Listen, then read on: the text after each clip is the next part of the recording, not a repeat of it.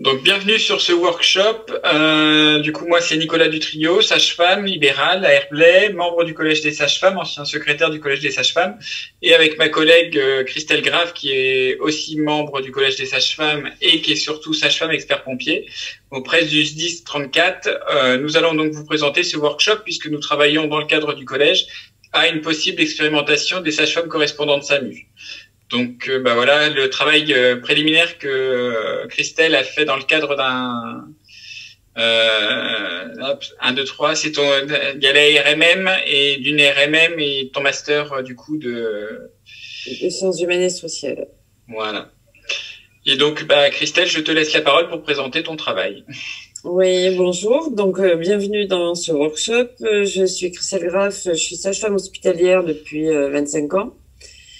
Et également sapeur-pompier volontaire depuis 2006 et sage-femme expert depuis 2012 pour le SDIS 34. Donc j'ai énormément travaillé sur les accouchements inopinés et fait énormément de sorties déjà en amont avec le CHU de Montpellier et le SAMU et par la suite en tant que sage-femme expert.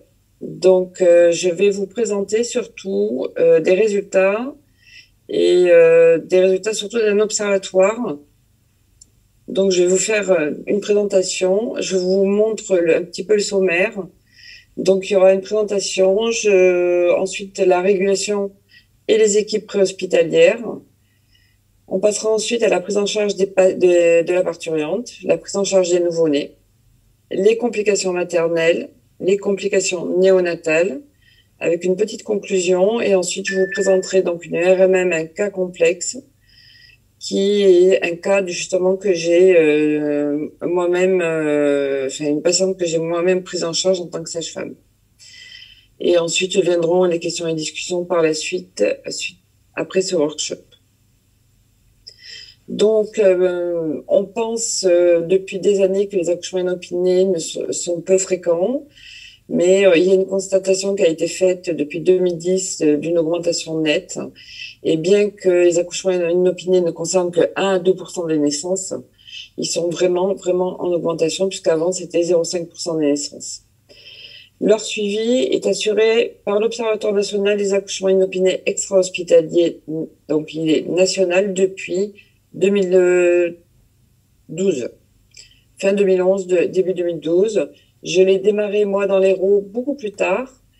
Et je vous présente donc des résultats là, mes résultats 5 ans. C'est-à-dire, c'était les résultats d'il y a 2 ans, déjà. Là, actuellement, moi, j'ai 260 dossiers à vous présenter, mais sur la base nationale, on est à 2700 dossiers. En sachant que c'est un observatoire qui a été fait par tout le monde sur du temps personnel et sans financement.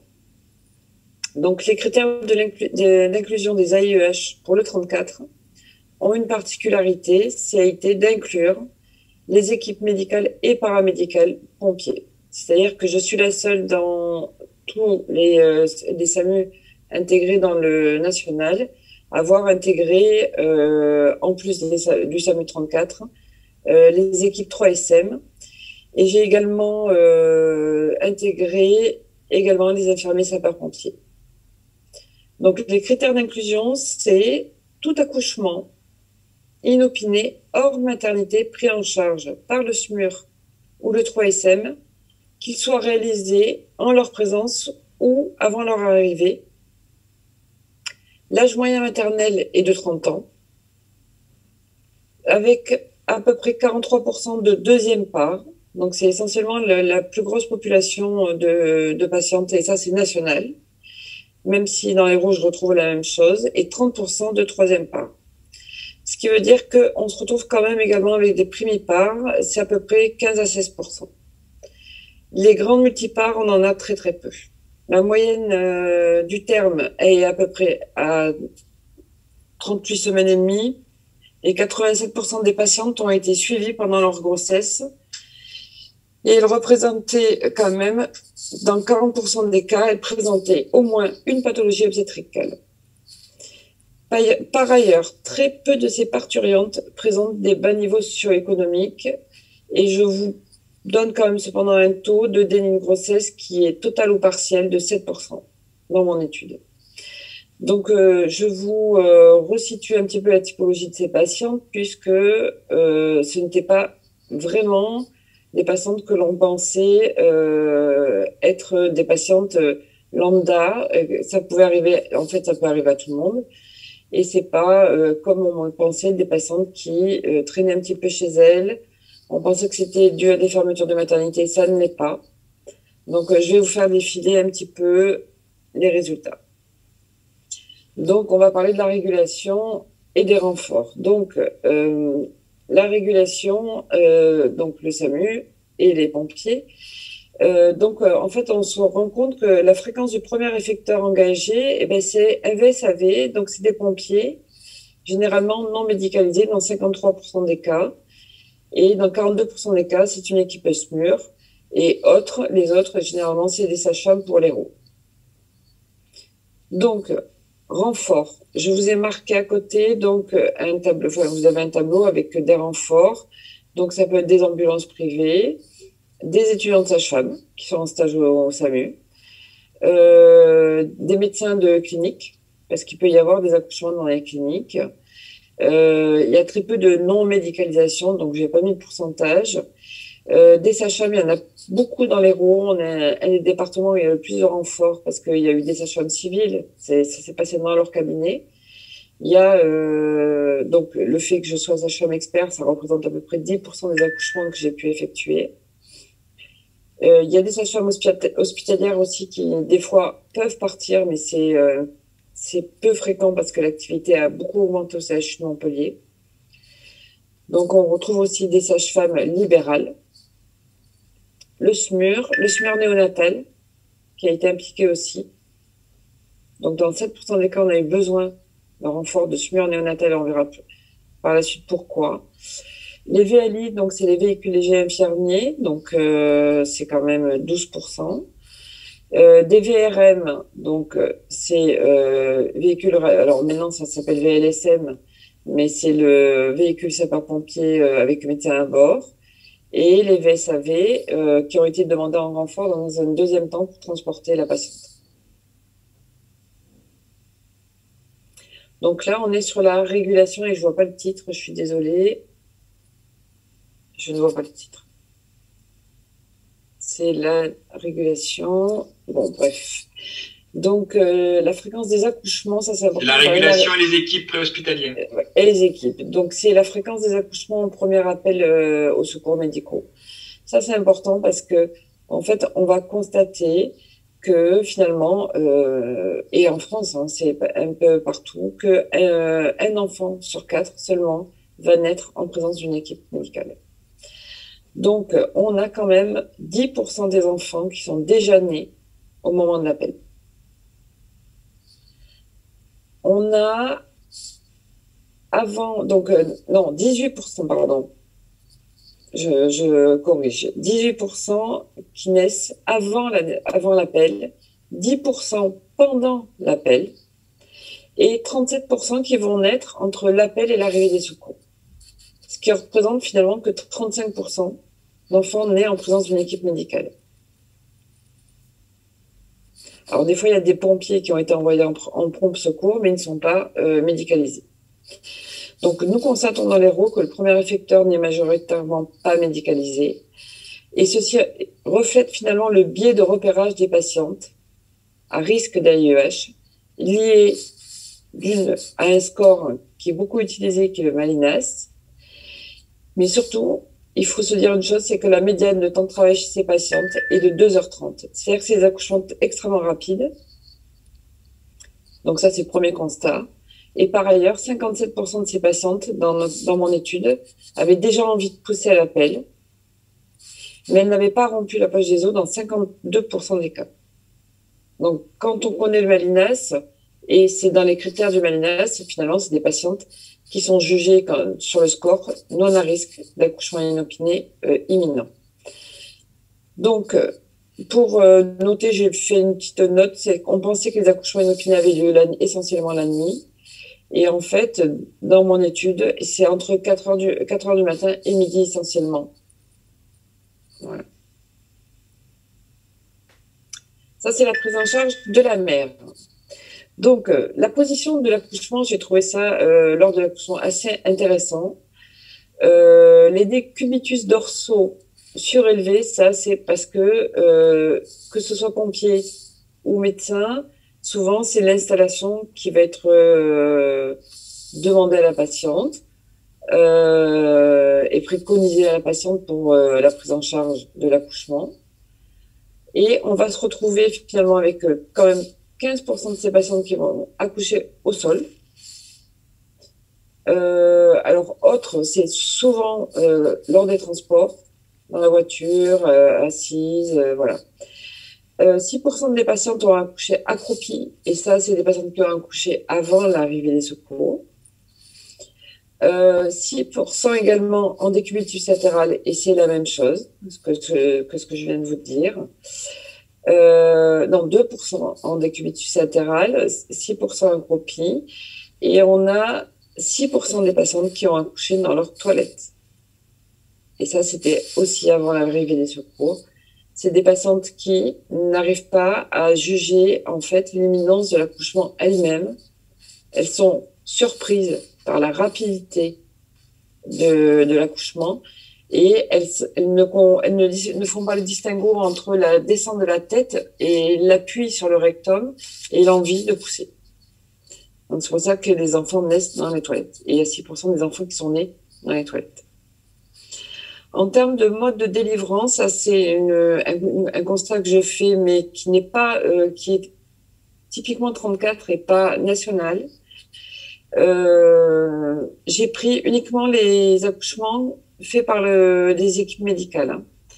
Alors, il y a que 17% de patientes qui vont avoir ce qu'on appelle une délivrance dirigée, c'est-à-dire 5 unités de Sento en prévention de l'hémorragie de la délivrance faites à la sortie des épaules du bébé ou dans les premières minutes de vie. Donc, finalement, on a 83% de délivrance spontanée dans l'héros. Mais ça, c'est dans l'héros. En national, c'est 50% à peu près pour les deux.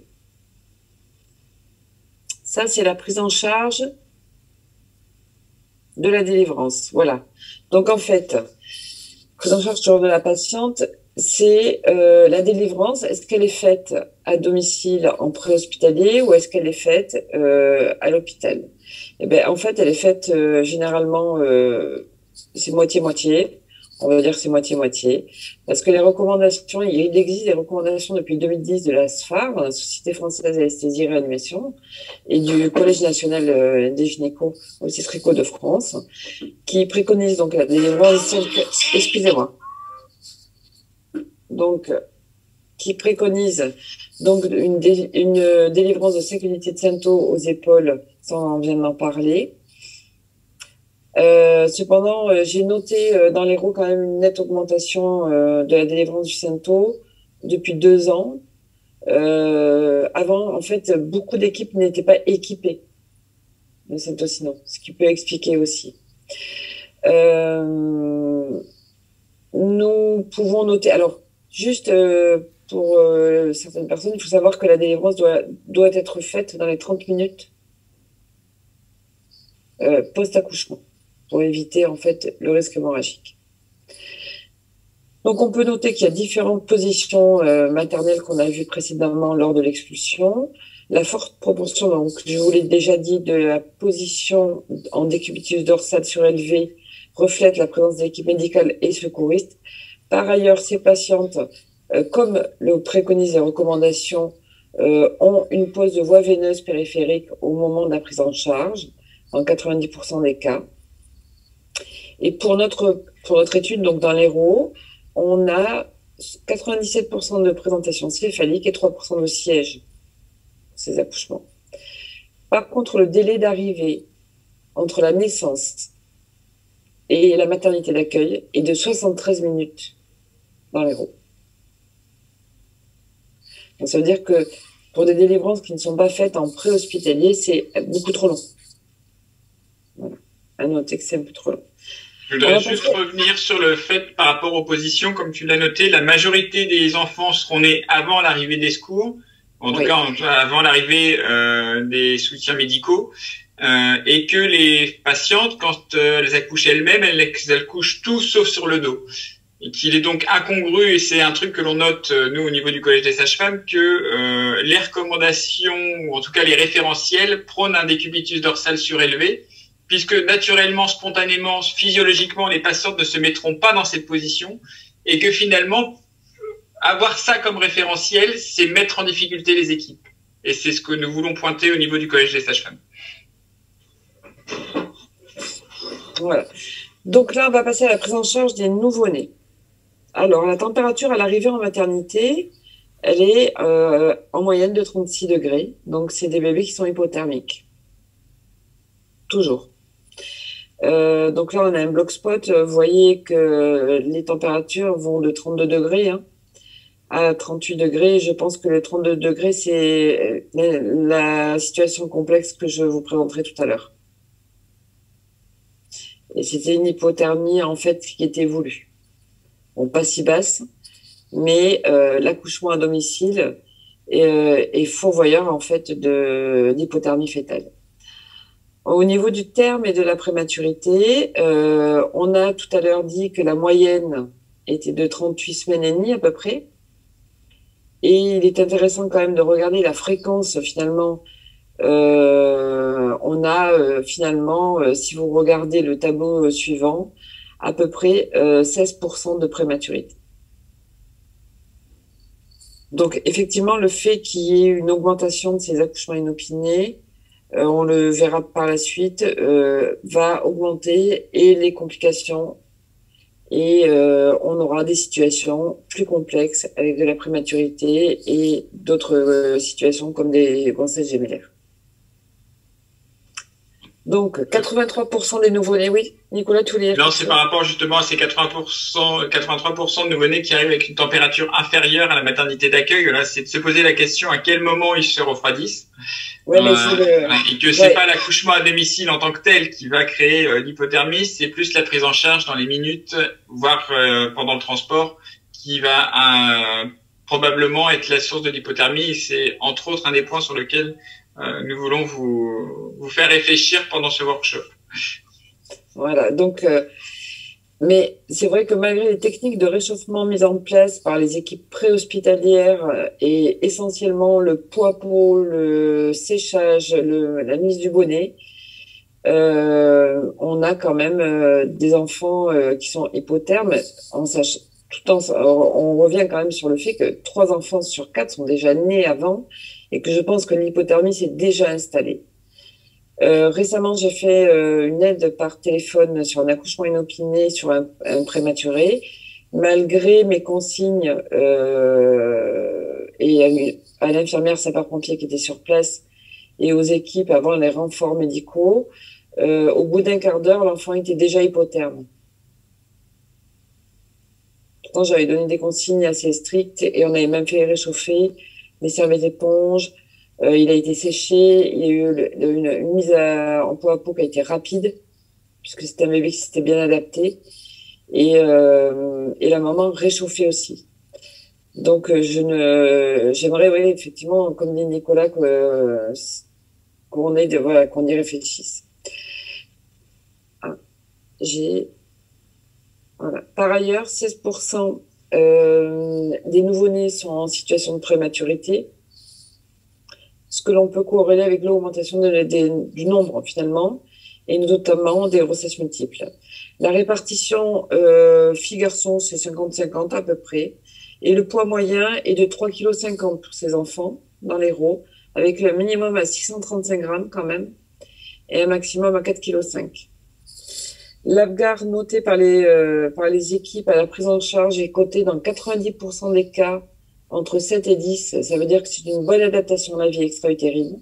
Donc, dans 90% des cas, c'est l'accouchement qui se passe bien. Dans 3% des cas, entre 4 et 7, ça veut dire que c'est une mauvaise adaptation à la vie extra-utérine et qui va nécessiter des gestes de réanimation. Et dans 7% des cas, coté entre 0 et 3, donc c'est les étonnements apparents. Donc là, ça veut dire grosse réanimation. Ah, j'ai un problème. Les complications maternelles, on va passer assez rapidement, représentent à peu près 19% des dossiers de l'Hérault. On les verra plus tard, on va les détailler. Et les complications néonatales globales, 26%. Et on retombe à peu près sur les mêmes chiffres qu'il y a 20 ans. Hein. Donc, les complications maternelles globales représentent 19% de la totalité des dossiers du 34 et avec 15% d'hémorragie de la délivrance. Toute hémorragie confondue, c'est-à-dire minime à grave. Et dans notre étude, on retrouve 10% des patientes qui sont encore hospitalisées à J7 du postpartum.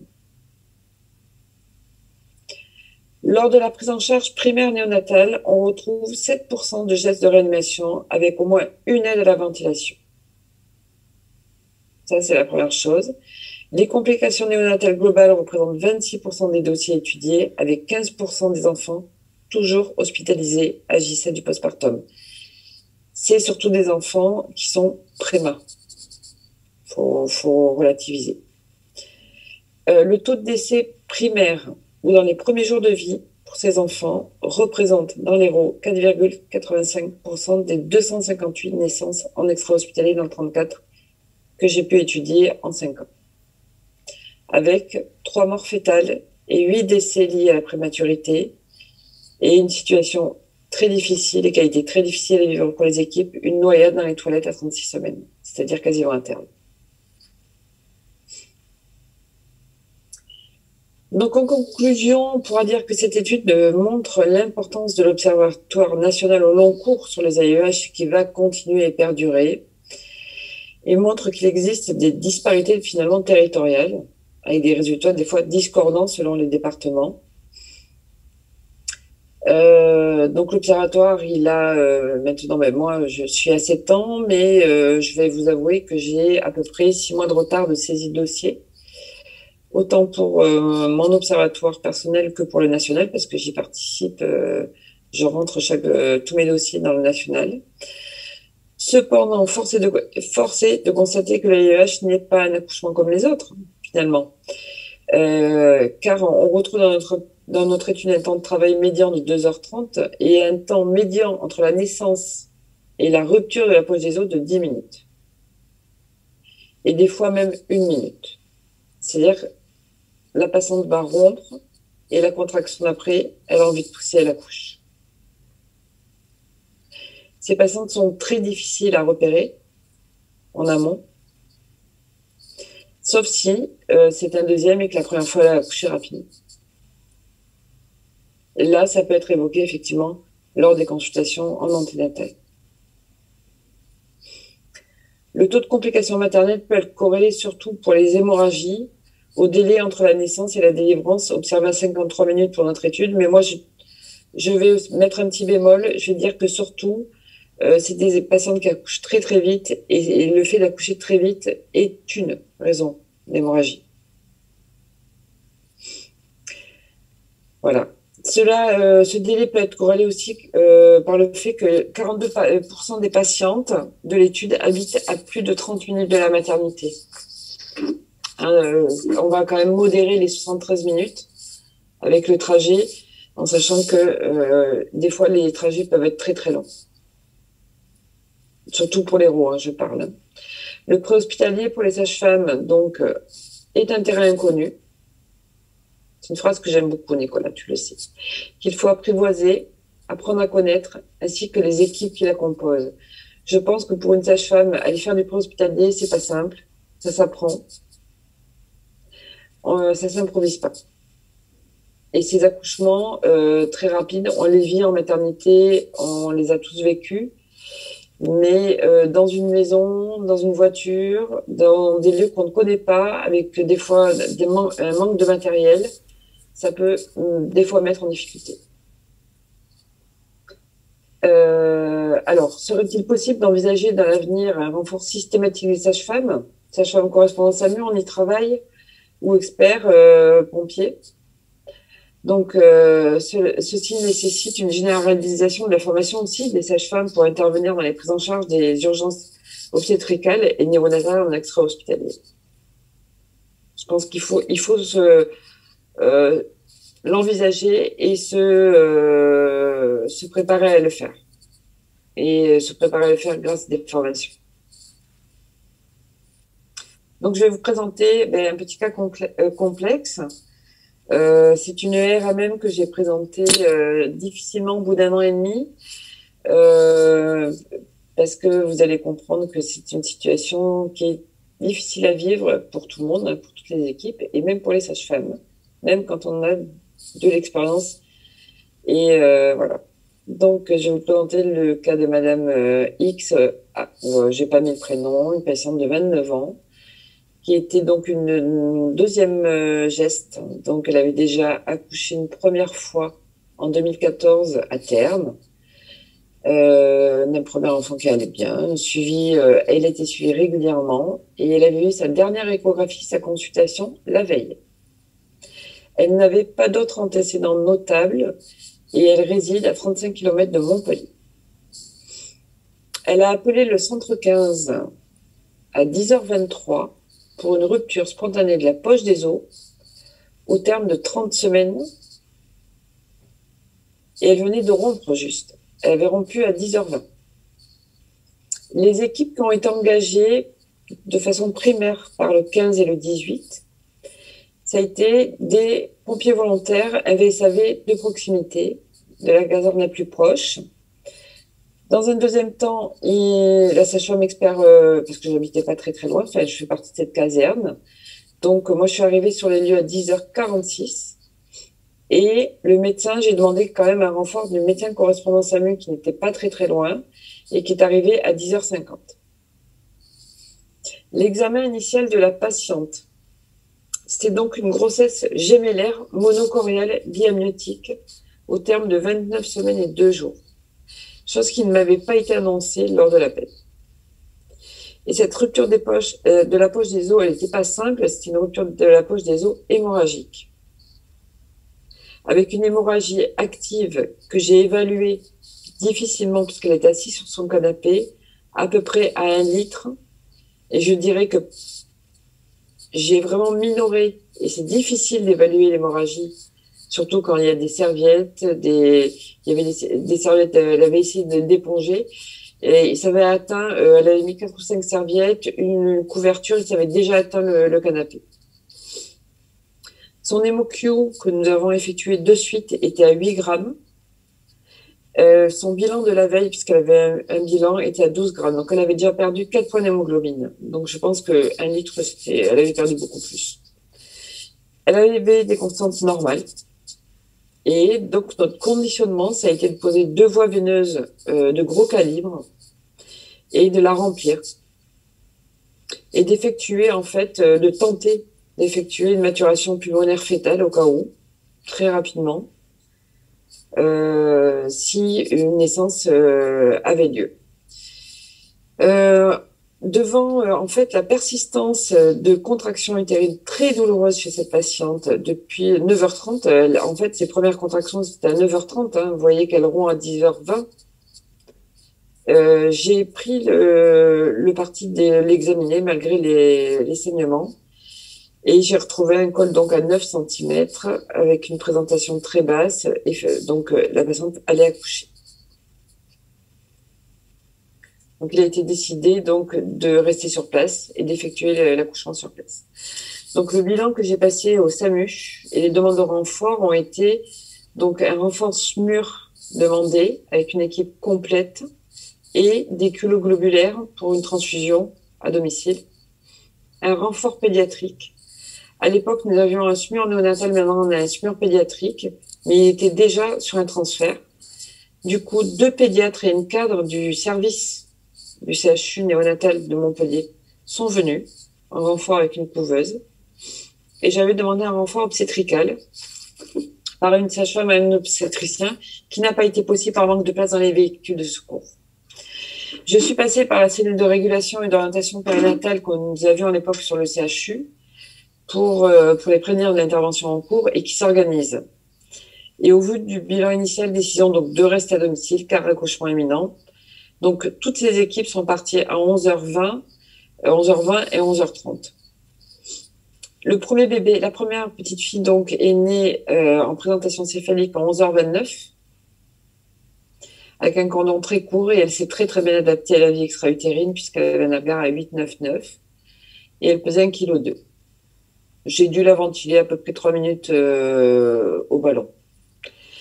Le deuxième bébé est né en siège décomplété, pour lequel j'ai dû faire des manœuvres de brush et l'offset, enfin, des manœuvres assez simples, à 11h45.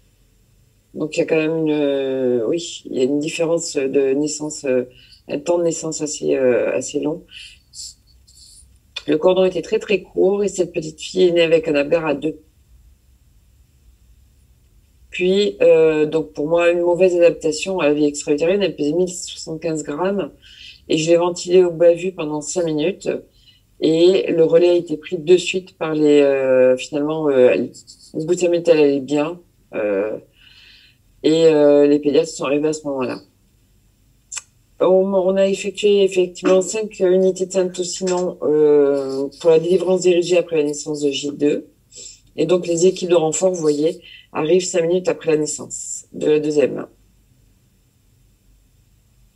Donc, prise en charge. Alors, là, moi, j'arrive pas à lire. Donc, les jumelles ont été prises en charge par l'équipe de pédiatres. Positionnement des enfants et décision de transfert. Ils ont décidé très, très vite de les transférer sur le CHU Arnaud de Villeneuve. Donc, ils ont fait du scoop and run assez rapide. Parce qu'ils savaient qu'ils allaient devoir rouler très très doucement parce qu'ils étaient quand même pas très stables. Sur le plan maternel, donc pour les petites filles, donc la prise en charge c'est les pédiatres, on reverra parce qu'ils en ont reparlé par la suite. Mais sur le plan maternel, il y a une persistance des saignements sans décollement placentaire.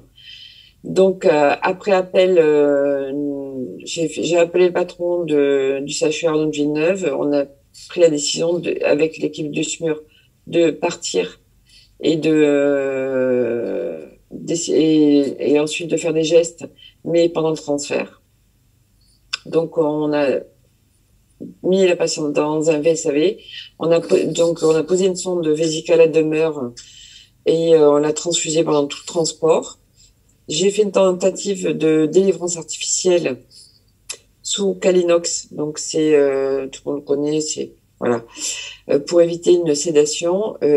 Puis il y a eu une sédation et devant des signes de choc hémorragique et des signes de choc hémodynamique, la patiente a été intubée et ventilée. Donc on a dû s'arrêter pendant le trajet et intuber et ventiler la patiente. Donc on est parti du domicile à 12h40 avec cette patiente et on est arrivé à 13h20 au CHU de Montpellier. Alors qu'on avait 35 minutes de trajet à peu près. La patiente a été prise en charge immédiatement par les équipes obstétricales et d'anesthésie du CHU qui étaient prêts. Ils ont fait une délivrance artificielle et une révision utérine et elle s'est remise à saigner. Donc il y a une persistance de l'hémorragie. Malgré toute la prise en charge, ils n'ont jamais eu d'hémostase satisfaisante. Donc la patiente a continué à être transfusée et ils ont mis en place en fait une perfusion de Nalador, du Clotafact également, et ils l'ont transférée en radioembolisation pour embolisation des artères utérines, en sachant que la radioembolisation est sur le même site que la maternité sur Montpellier. Et ensuite, cette patiente a été transférée en réanimation au DAR. La patiente a été extubée le soir même avec une évolution favorable et un retransfert en maternité le lendemain. Cette patiente est sortie de la maternité à J5 pour un retour à domicile. Donc, elle a évolué de façon favorable très rapidement et a pu rentrer chez elle très rapidement. Après débriefing avec les équipes pédiatriques présentes lors de l'intervention, différentes difficultés ont été verbalisées par les équipes pédiatriques. Ils n'étaient pas habitués à ces interventions primaires. Ça ne faisait pas partie de leur fonction. Donc, ils n'avaient pas de matériel adapté à la prise en charge. Et ils ont trouvé que même eux manquaient de formation au préhospitalier. Voilà. Pour les petites filles, sachez qu'elles vont très très bien. Elles ont 3 ans maintenant. Elles sont sorties très rapidement de l'hôpital. Au bout de, je crois qu'elles sont même pas restées hospitalisées 3 mois. Ouais, je crois que c'est 2 mois et demi, malgré la grande prématurité. Et je revois le papa régulièrement, qui est, pour information, infirmier anesthésiste, et la maman est infirmière. Voilà. Nicolas, est-ce que tu as des commentaires à faire sur ces situations complexes?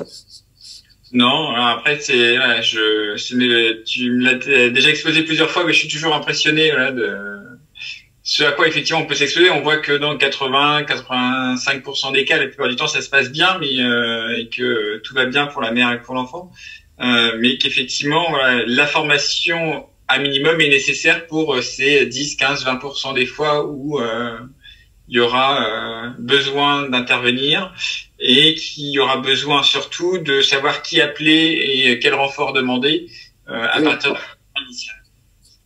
C'est ce qui est très très important, c'est le bilan initial, parce on va pas pouvoir passer beaucoup de bilans. Et le bilan initial avec toutes les demandes, il faut être très concis et ne rien oublier. Donc voilà, donc on attend vos questions, vos commentaires, vos expériences peut-être. Voilà, si vous pouvez nous en faire partager aussi de situations qui ont pas forcément aussi complexes, mais en tout cas qui vous ont paru complexes à vous quand vous vous êtes retrouvé dans cette situation, même sur un accouchement qui est a priori normal et qui fait partie des 85% qui vont bien. Voilà, vous pouvez avoir pu avoir des difficultés et on est là pour échanger avec vous avec plaisir. Et ce qui va aussi alimenter notre réflexion sur voilà, quel type de formation et quel besoin éventuel en complément sage-femme on peut vous apporter via le Collège des sages-femmes à partir de cette expérimentation que l'on espère mettre en place dans les mois, parce qu'on a déjà repris un peu de retard avec le Covid, hein, mais comme beaucoup de projets. Ou à cause de moi. Dans les mois, au moins, 1 ou 2 ans qui viennent. Après, si vous avez besoin de cas cliniques, d'autres situations complexes, n'hésitez pas à les demander le jour où nous pourrons discuter ensemble. Éventuellement, je pourrais vous les transmettre.